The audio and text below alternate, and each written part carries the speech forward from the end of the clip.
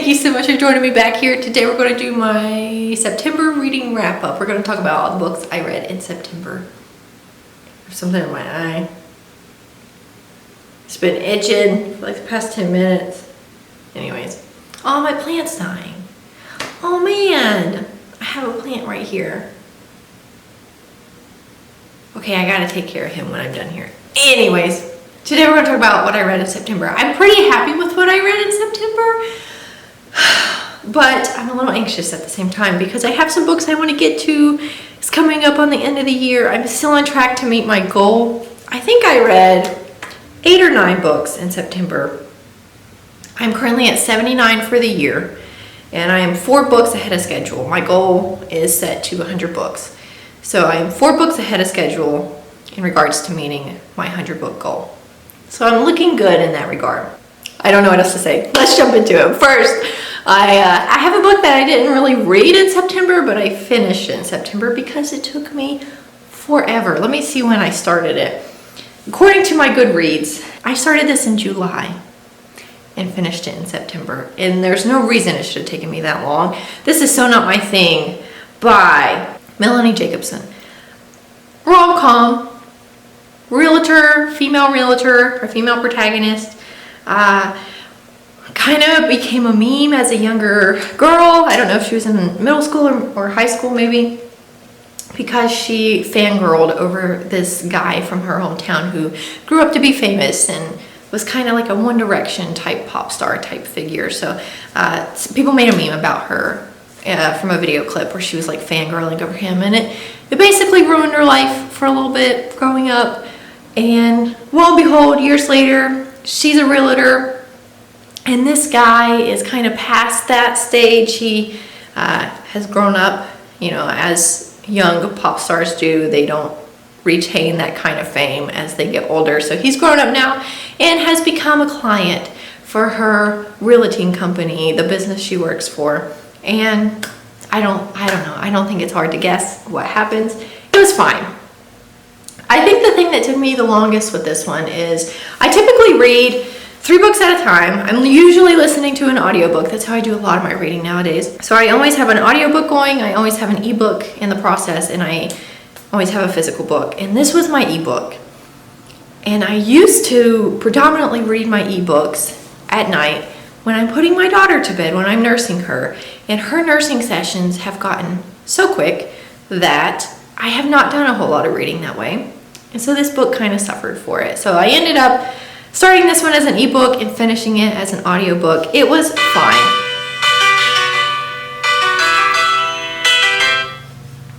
Hello? Yes, this is her. I'm sorry, I'm not. Thank you. All right. Side note, this video is everywhere. Side note, I'm technically employed as a substitute teacher for my county, and I have it set on my profile that schools cannot call me. Do not call me. I will reach out to you if I want to sub. Obviously, that doesn't work out. They still call me. So not my thing. It was fine. Would I recommend it? Maybe not. I think you'll be completely fine if you don't read this book. It was kind of so-so. Moving on. Okay, next up I reread A Deadly Education by Naomi Novik. Love it. Love it. Oh, guys. I'm doing a reading blog on the new one that just came out. But I don't have it yet. So should I tell this now? I'll tell it now. I pre-ordered the new one. It's supposed to come out September 27th. It is October 5th right now. We have moved since I pre-ordered it. So my books kept going to my old location, my old residence, and I didn't realize what was going on. So I kept contacting Amazon, and I'm like, this says it's delivered and it's not in my mailbox, but it was my fault all along. I just had the wrong address on there. Besides the point, reread this one to get prepared for the new one to come out. I only have like 100 pages left in the second one, The Last Graduate, but I'm not including it in this video. I'll include it next month. Loved it just as much the second time around. I listened to it this time on audiobook. I read it physically the first time, listened to it on audiobook this time. It was great. I think the narrator did great for the audiobook, and I'm so excited to read the last one. One of my new favorite series. I love her in general. She's one of my favorite authors. Can't wait to read the new one. Gotta set aside time to do it though. Next up, I have Mr. Wrong Number by Lynn Painter. This is another rom-com. This one, hold on, let me get it straight. This one, our main female protagonist receives this text from this number, and she has no idea who it is. It's just a random number who texts the wrong person. It was a wrong text, Mr. Wrong Number, right? And so they start communicating back and forth. Well, lo and behold, the man knows her and figures out that it's her and becomes a little awkward about it because he's not supposed to like her. That's all I'm really going to say about it because I don't want to give too many spoilers. I liked it overall. I can't remember. No, it's not. No, it's not. I was going to say I can't remember if it's a clean romance or not. It is not. It's not a clean romance. It's got a little bit of spice in it if that's what you're looking for. Overall, it was good. I enjoyed it. Listened to it on audiobook. Recommend. Next up. I have a house. What was it? House of Sky and Breath by Sarah J. Maas. This is book 2 in the Crescent City series. Again, it took me months to get through this. I actually first borrowed it from my library, ran out of holds, so I had to buy the physical copy. I plan on buying it anyways because I really enjoyed them and I want them for my shelves, but that's how long it took me to read this. Not because I did not enjoy it, I just don't have a lot of time right now. However, with that being said, this thing is chunky. It's over 800 pages long. So, I mean, kind of understandable that it took me so long to read. Oh, look at how pretty it is. Look at the art inside. It's so, I love it. I love it. I love everything about it. I think it looks great. I'm not even a huge fan of dust jackets. I hate them actually when I read, but I think the covers are so pretty for these. I did a whole reading vlog on this. If you're interested in more in-depth thoughts, it is spoiler filled, so just be aware of that. And it's very rambly. It's like 30 minutes long, but I did get a lot, like most of my thoughts out in that video if you're interested in hearing more. I won't go into it too much right now because it is the second book and I don't want to give spoilers. Let me just say that I think this might be my new favorite Sarah J. Maas series. I didn't feel that way after having read the first one, Crescent City, House of Earth and Blood. House of Earth and Blood. Didn't feel that way after that one. After reading this one though, blew my mind. Blew my mind. So many different instances where I had to stop and process what I was reading. There's so much going on in these. And I love the ending. I love the ending. If you've read it, you know. I can't wait for the next one. I wish you would hurry up and write it. Ange told me that she hasn't even started it yet. Disappointing. Hurry up. Anyways, moving on. Next, I have Love Redesigned by Jenny Proctor. This is my first Jenny Proctor book, clean romance. I really wanted to read something by her. Because she co-wrote this one with Emma St. Clair, Eloise and the Girl Next Door. I haven't read this one yet.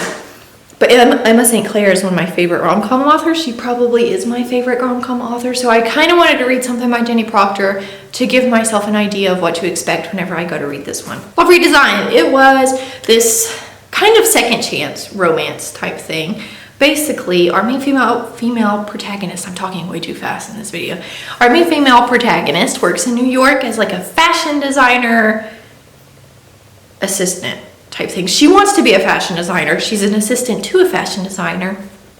And the woman she works for basically has her create designs and sells them for herself.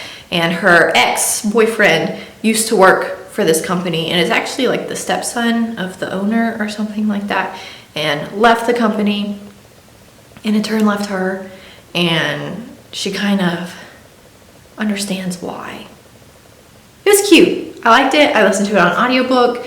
I don't know if I would have dedicated the time or manpower to read it physically, but as an audiobook, it was great. Next up, I have some different things than rom-coms, because I know I've been reading a lot of those lately, and I'm not getting bored, but I'm getting a little antsy to read other things, so I did. Next up, I have The Guest List by Lucy Foley, right? Lucy Foley. This is a thriller, suspense type thing. It was good. Basically, I'm trying to figure out how to make this sound appealing without giving everything away, because that's the fun of thrillers, is figuring it out yourself. Basically, we have a wedding set on this kind of secluded island with this famous actor type figure. He's kind of on like Bear Grylls type of guy, where he goes out in the wild and survives for a few days. and his fiance wife is this successful like magazine publisher. Whoa. So they decide to have their wedding out on this secluded island. What I liked about this one, multiple point of view. We get points of view of the bride, do we get it of the husband? I don't remember if we get it for him or not, but we get it for the woman who owns the island and is kind of like the wedding planner type figure. We get it for the bridesmaid / sister of the bride, from one of the groomsmen. I think he's the best man. So we get it multiple points of view, and it's flashback. So it has like a scene where it shows you the present time and the suspenseful thing, the thrillery thing that has happened, and then you get a flashback of like what's happened leading up to that moment, and then you flash forward and see what's happened, and then you flash back and it leads up to it. I liked it. It didn't blow me away or anything. It had a Goodreads award, and I think it's good, but I don't know, the ending didn't feel completely realistic to me. The thing that kind of ties everything together, I'm just like, man, that's a little convenient, but it was still good. Next up, I have a book that was a recommendation to me from Ange. So Ange, thank you. I have The Midnight Library by Matt Haig. Listen to this one on audiobook. Very different than what I usually read. Kind of heavy. If you want to read this one, look up some trigger warnings. There's like suicide, self-harm, depression. Those types of things are very heavily in this book. So look up some trigger warnings before you read it. Basically, our main character is depressed and decides that she does not want to live anymore. And in the process of everything, she is taken to this library, I think in like the depths of her mind. This has something to do with like quantum physics, I think, and like parallel universes. But she's taken to this world where she can choose a book out of her library that is a different life that she potentially could have lived. And so the whole book is basically her living different lives that she could have lived, and basically coming to the realization that no life is perfect and there's something wrong with every single one of them. Again, a little bit of a heavy read, but it was good. I do recommend it, but look up some trigger warnings. I do think it was, I don't know, I felt spoken to a little bit in the fact of you can make the best out of the life that you already have. I'm in a stage of life where I'm like, I have no idea what I want to do. I went through school and got all the certifications and degrees I thought I needed to do what I thought I wanted to do, and now I'm in a point of life where I'm like, is that really what I want to do? So I'm going through school again to figure that out. I don't know. So I felt spoken to in that regard. Definitely geared towards an adult audience. Lastly, I have another rom-com. I have Twice Shy by Sarah Hogel, right? Yes, Sarah Hogel. She wrote another book that was on one of my like top rom-coms of the year so far list. What was it? You Deserve Each Other. She wrote that one. Love that one. This one was fine. Basically in this one, our main character works at this lodge resort type thing in Pigeon Forge, Tennessee. Love Pigeon Forge if you've been there. And she finds out that her great aunt or something like that, who is rich and owned like this mansion, has died and left her this mansion. When she shows up though, someone else is there who is a male protagonist and has also been left part of the estate, and so they're kind of clashing. They have to share the estate. Neither of them want to give up their share of it. Not hard to figure out what happens. It's a romance. You know what happens, but it was cute all the same. I think I liked her other book better. I think I liked You Deserve Each Other a little bit better than this one, but I listened to Twice Shy on audiobook and it was fine. It was a cute read. It was fast. Clean? Yes. Relatively clean. The door's a little cracked, but it's not open, if that makes sense. There we go. Those are the books I read in September. I think I had a pretty good reading month. I've had better, but I've had worse. The books that blew me away, and the books that didn't were just kind of meh. That's okay though. I'm not as hopeful for October. I'm not gonna lie. I have a lot of stuff going on in October. My mom's visiting next week for the whole week. I'm super excited, but I don't think I'll get much reading done because of that. But otherwise, doing good so far this year, and I'm hopeful that I will meet my goal. Next month, October, this month, I will read The Golden Enclaves. That is my big goal, which is the last book of the Scholomance. That's my biggest goal for October. Anyways, thank you guys so much for watching this video. If you liked it, be sure to subscribe down below and leave a comment. Let me know if you read any of these books. Let me know what your favorite book in October was, and if you think I would like it so I can add it to my list. You guys are awesome. I am so thankful for you, and we'll meet back here next time, guys. See ya!